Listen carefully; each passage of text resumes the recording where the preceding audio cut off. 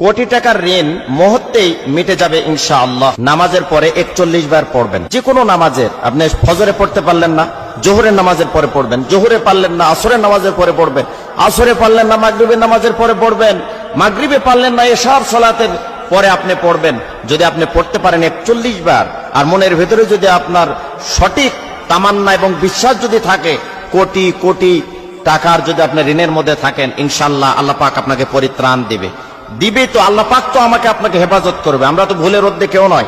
আমাদের চলাফেরা, ওঠা বসা, ব্যবসা বিজনেস করতে গিয়ে অনেক সময় আমরা ভুল করে ফেলি, আমাদের আইডিয়ার বাইরে চলে যায়। আমরা মনে করি ব্যবসা ক্ষেত্রে যদি এত টাকা ইনভেস্ট করি তাহলে মনে হয় যে আমি লাভবান হতে পারবো, কিন্তু আপনার আয়ত্তের চাইতে আপনি লক্ষ লক্ষ টাকা, কোটি কোটি টাকা সেখানে ইনভেস্ট করলেন, এবং বেশি টাকা আপনি সেখানে ইনভেস্ট করার কারণে কোনো কারণে আপনার ব্যবসায় লস হলো, আপনি সেখানে পারলেন না। তো এই ধরনের ভুল ত্রুটি আমাদের হবেই। আমরা মানুষ, আমাদের কাছে তো আর ওহি আসে না, আমরা নিজে নিজে ব্রেন খাটিয়ে চলতে হয়। তো সেই জায়গা থেকে যদি আল্লাহর কাছে আপনি সেইভাবে যদি পরিত্রাণ চান আর ঋণ থেকে মুক্তি চান, তাহলে অবশ্যই অবশ্যই আল্লাহ পাক আমাকে আপনাকে হেফাজত করবেন, প্রোটেক্ট করবেন, এবং সেই ঋণ থেকে আমাদেরকে উদ্ধার করবেন। কারণ মালিক কখনো ফিরিয়ে দিবে না।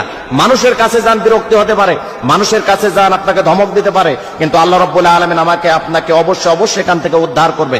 আমি যে নিয়মে বলবো এই নিয়মে যদি আপনি আমল করেন, ইনশাআল্লাহ কোটি টাকার ঋণের মধ্যে জর্জরিত থাকলে, বিপদে থাকলে, মুসিবতে থাকলে, উৎকণ্ঠার মধ্যে থাকলে, পেরেশানির মধ্যে যদি আপনি থাকি, অবশ্যই আল্লাহ রাব্বুল আলামিন আমাদেরকে হেফাজত করবেনই। তবে আমলের মধ্যে ভুল করা যাবে না। খুব মনোযোগ দিয়ে শোনার চেষ্টা করুন। ঋণ এমন একটি জিনিস যে মানুষকে শান্তিতে থাকতে দেয় না, ডিপ্রেশনে ফেলে দেয়, খাবার রুচি নষ্ট করে ফেলে দেয়। আপনার সামনে হাজারো আইটেমের খাবার দাবার আছে, কিন্তু আপনাকে ভালো লাগবে না যদি ঋণের বোঝা আপনার মাথায় থাকে। এই জন্য খুব খেয়াল করে শোনার চেষ্টা করুন। ঋণ থাকলে মানুষের ঘুম কেড়ে নেয়, হাজারো মানুষের সাথে অপমান করে।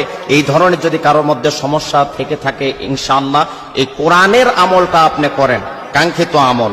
পৃথিবীর মধ্যে একটা নির্ভেজাল, ফরমানিল মুক্ত একটি কিতাব কোরআনুল কারীম, সেখান থেকে আমি প্রেসক্রিপশন করছি, সেখান থেকে চিকিৎসা দিচ্ছি। ইনশাআল্লাহ আমল করলে যথাযথ আপনি কাঙ্ক্ষিত ফলাফল পাবো। এশার নামাজের পরে করলে আমলটা বেশি ভালো হয়। যদি কোনো কারণে এশার নামাজের পরে না পারেন, তাহলে অবশ্যই আপনি অন্যান্য নামাজের পরে করবেন। দোয়াটি হচ্ছে, এই আয়াতটি হচ্ছে, আল্লাহু নূরুস সামাওয়াতি ওয়াল আরদ, আল্লাহু নূরুস সামাওয়াতি ওয়াল আরদ। এটা এশার নামাজের পরে 41 বার পড়বেন, আর মনে মনে বিনয়ের সাথে, নম্রতার সাথে আল্লাহর কাছে বলবেন যে মালিক, আমাকে অবশ্যই ঋণ মুক্ত করো, তুমি আমার সম্মান ইজ্জত রক্ষা করো, মানুষের সামনে বেয়াজ্জিত করো না, লাঞ্ছিত করো না, অপমানিত করো না।